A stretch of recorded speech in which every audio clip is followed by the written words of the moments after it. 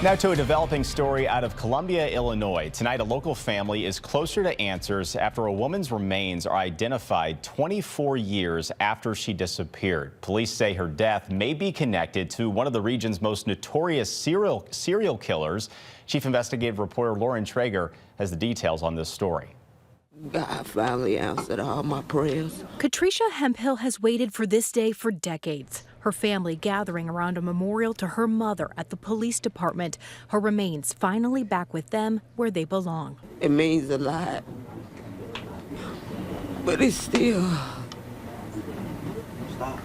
hurts pretty bad. Carol Hemphill went missing from St. Louis in July 2001, never seen or heard from again. 8 months later, near a creek bed off Illinois Route 3, Columbia, Illinois police recovered the skeletal remains of a woman named only Jane Doe. They could not identify her until now.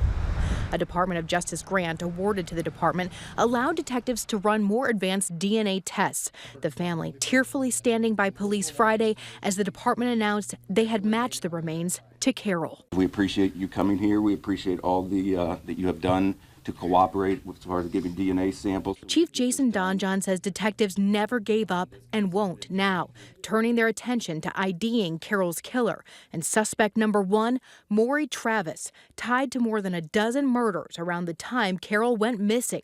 Officials always believed there could be even more. In 2014, First Alert 4 Investigates interviewed a woman then living in Travis's Ferguson home with the same pole in the basement he had used to tie up and torture his victims.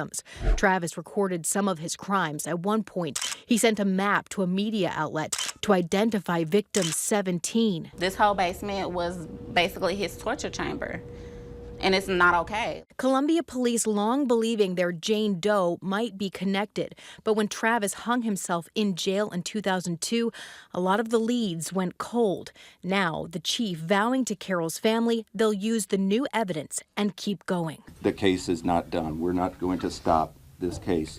It is still right now an open homicide, and we want to do everything we can for you all to make sure we close that case, so we will be continuing working on this. She was a beautiful soul inside and out. A mom's memory forever alive, but with these new answers, a new hope to find out exactly what happened. I want justice, and I know these guys, they're gonna keep working on it, but we still only halfway. Carol's family says it is possible that Carol and Travis knew each other.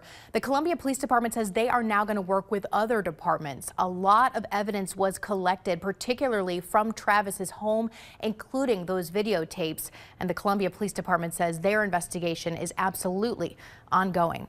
For First Alert 4 Investigates, I'm Lauren Traeger.